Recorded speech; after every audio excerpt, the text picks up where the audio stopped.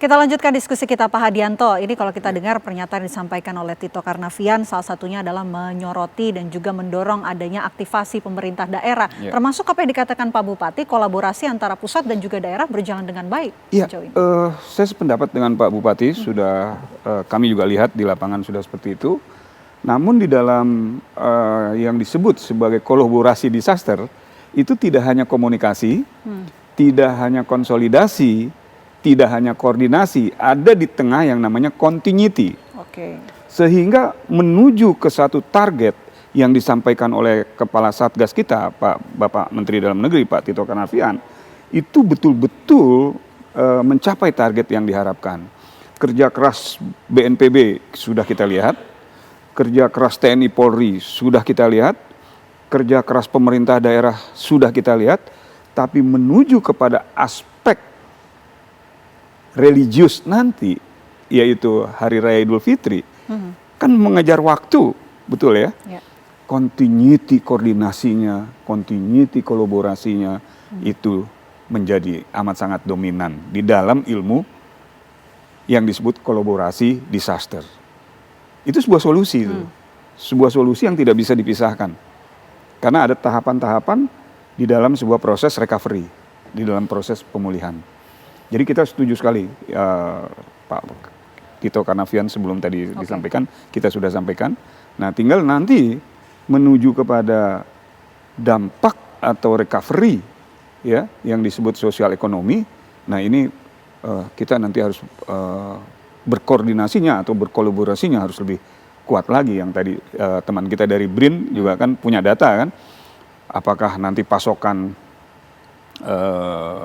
katakanlah 9 pokok kebutuhan masyarakat bisa terpenuhi. Nah, tadi dan saya sangat tertarik dengan yang disebut hunian sementara ya. Kan di situ ada in situ yang harus pemerintah siapkan di daerah yang sudah terjadi bencana. Kemudian ada juga yang disebut daerah terpadu. Ya. Tapi terhadap daerah yang antara in situ dan terpadu, di tengah-tengahnya tuh pasti ada yang namanya skala priority, yang masih berada di daerah penampungan. Ya, yang saya dengar bagi mereka yang tidak mendapatkan atau tidak ingin di satu tempat untara, dia mendapatkan dana tunggu hunian 600.000 sebulan. Itu udah bagus sekali itu. Saya mau kembali ke BRIN.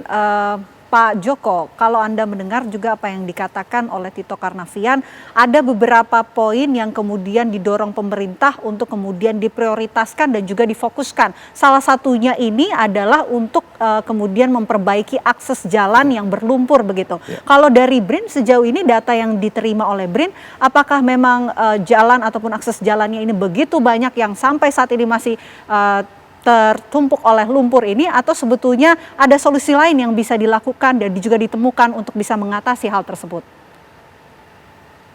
Ya, kalau dari sisi BRIN kami sudah melakukan pemetaan terhadap beberapa akses jalan yang putus, terutama yang kami lakukan di area Tapanuli Tengah, Tapanuli Selatan, Tapanuli Utara, dan Aceh Tamiang, dan juga kami dibantu oleh teman-teman Asosiasi Pilot Drone Indonesia ya, memetakan area-area lain. Saya kira kalau untuk pembersihan lumpur sendiri, Mbak, yang kami lihat di lapangan sebenarnya kan sudah mulai berjalan ya. Bahkan saya lihat di kota Aceh Tamiang misalnya, itu sekitar akhir Desember itu rumput-rumput di kota sudah mulai dibersihkan ya. Artinya memang kita sudah menuju ke right on the track ya. Kita sudah melakukan semua untuk pembersihan lumpur, dan kemudian terkait dengan aset-aset lain untuk perbaikan aset jalan dan jembatan, tadi Pak Menteri Dalam Negeri juga menyampaikan teman-teman Kementerian PU dan TNI Polri dibantu dan antara sudah bekerja keras ya. Dengan apa yang ada, saya kira kita semua berharap baik ya, bahwa target untuk sebelum memasuki Ramadan ini nanti bisa recovery dan roda pemerintahan mulai pulih. Saya kira menjadi harapan kita semua. Oke, saya mau kembali ke Pak Bupati. Ini kan targetnya adalah sebelum Ramadan 2026 pemulihan ini bisa kemudian dipercepat begitu. Kalau di Aceh Tengah sendiri, apa sebetulnya yang paling dibutuhkan oleh warga saat ini? Pertama itu jembatan, akses jalan jembatan, kemudian jalan banyak yang longsor. Yang kedua memang ini sembako, kebutuhan ini memang harus betul-betul kita pastikan bahwa seperti beras ini sudah mulai normal. Kemudian yang dibutuhkan lagi adalah anak-anak kan sudah mulai masuk sekolah, jadi ada sebagian memang pakai sekolah belum disiapkan, tapi prosesnya sudah. Hanya kita hanya mengantar ke beberapa desa yang belum terdapat masyarakat anak-anak sekolah yang belum hari dapat pakai sekolahnya sedikit lagi. Kemudian yang dibutuhkan adalah mereka kan sekolah hari ini ada yang di tenda-tenda. Ini jadi prioritas juga. Kalau memang ini masih lama sekolahnya kita rehab, kan butuh tenda yang layak untuk anak-anak kita. Kemudian ada beberapa titik di Aceh Tengah. Ini kita masih menggunakan seling untuk sebagai alat transportasi karena jembatannya belum ada. Seling ini memang kan tidak nyaman untuk mengangkut masyarakat dan komoditi unggulan seperti durian, cabai dan kopi. Ini cukup berbahaya. Tetapi hari ini TNI Polri di lapangan terus bekerja untuk menyiapkan jembatan-jembatan. Kalau jembatan ini sudah siap, kemudian aksesnya sudah mulai bisa darurat, nah tentu ini kan salah satu apa yang dikatakan oleh masyarakat. Pak Bupati, kalau kami jembatan itu kami sudah merdeka katanya. Berarti itu menjadi prioritas. Kemudian seperti sarana ibadah dan lain sebagainya. Nah, kemudian seperti juga listrik. Listrik tinggal 47 desa lagi dari 295 yang belum teraliri listrik. Telekomunikasi juga ada 46 lagi. Tapi masing-masing mereka sudah melakukan seperti Starlink sudah dibantu, kemudian Genset sudah dibantu. Maka penerangan ini tinggal lagi BBM juga. Mereka butuh BBM. Nah, kebutuhan-kebutuhan ini yang menjadi prioritas. Apalagi ini kita menyambut bulan suci Ramadan. Mereka juga mengatakan, Pak Bupati, maunya kami di dalam bulan suci Ramadan, kami sudah di rumah hunian sementara atau yang layak. Itu disampaikan oleh masyarakat. Nah, ini yang kita kejar dengan waktu yang sangat minim. Tapi ini kita berupaya terus. Bahkan ada masyarakat kita lihat hari ini menyiapkan rumah hunian sementara secara mandiri. Ini juga dibenarkan. Ini sudah beberapa tempat sudah siap. Nanti dihitung oleh tim berapa layak dibayarkan. Masyarakat terus punya kompetisi masing-masing bahwa kami harus bangkit. Jadi dengan kemampuan ada yang mungkin sisa-sisa papan, ada lain sebagainya. Ini dibuat terus yang punya yang masyarakat yang kreatif. Dan ini juga sudah kami pantau. Semuanya sudah diperbolehkan. Tinggal nanti dihitung apakah ini layak.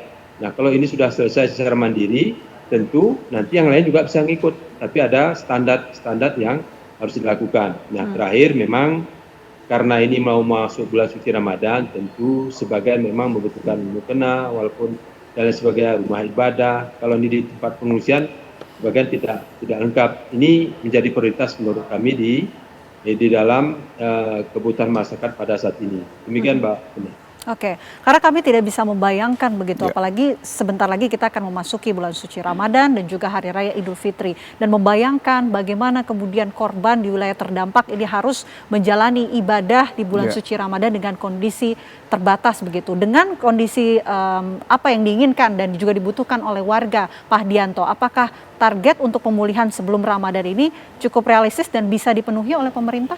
Ya, cukup memprihatinkan sebetulnya ya, tapi di dalam ilmu kebencanaan itu ada yang disebut dengan disaster logistik yang tadi beliau sampaikan, Pak Bupati, terhadap sembako ya. Di situ kita harus betul-betul melihat situasi mendekati 1 bulan ini, Mbak. Oke. Ya, yang pertama adalah bagaimana sistem perencanaan logistik. Kedua, bagaimana sistem penyimpanan logistik. Yang ketiga, bagaimana sistem distribusi dan transportasi logistik. Dan yang keempat, yang paling penting adalah bagaimana sumber daya logistik yang akan dikerahkan. Nah, namun karena ini mau menuju ke bulan suci Ramadan, di situ kita perlu hati-hati. Ada teori di dalam disaster management yang mengglobal, yaitu logistik berbasis 4T, yang dibahasakan Indonesianya adalah tepat kebutuhan, ya, artinya tepat barangnya, tepat jumlahnya, tepat orang yang mendapatkannya, dan tepat tempatnya. Ini amat sangat rumit. Kita doakan kolaborasi pemerintah daerah, kolaborasi pemerintah pusat, kolaborasi TNI, BNPB, dan Pentahelix bersatu padu untuk mewujudkan 1 bulan ke depan ini. Ini kajian yang amat sangat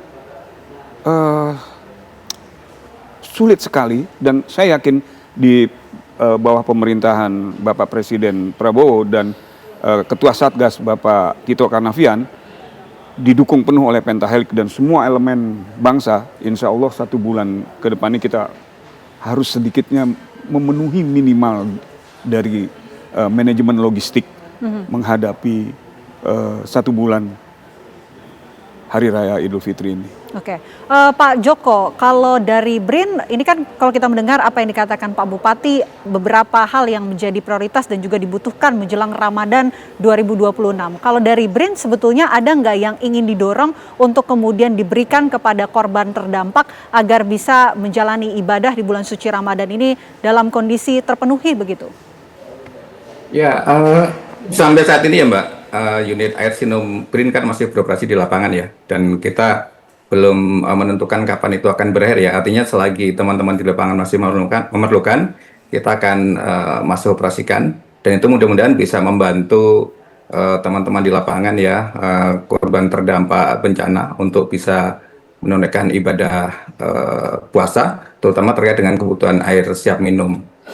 Dan saya kira juga terkait yang lain, BRIN terus mendorong ya, mensupport untuk perencanaan hunian tetap dan hunian sementara ini supaya bisa lekas kita menemukan area yang paling tepat gitu ya, sesuai dengan peta risiko bencana baru yang kita buat atas dasar bencana yang sudah ada, dan kemudian huntap dan hunian sementara ini bisa segera siap dan bisa digunakan oleh masyarakat. Itu yang didorong dan juga terus dilakukan oleh BRIN, dan tentunya apa yang dikatakan oleh Pak Joko tadi menarik, kita membahas Huntara dan juga Huntap. Huntara ini sangat dibutuhkan dalam situasi krusial oleh para wilayah terdampak ini. Bagaimana kemudian kesiapan Huntara sejauh ini menurut Anda?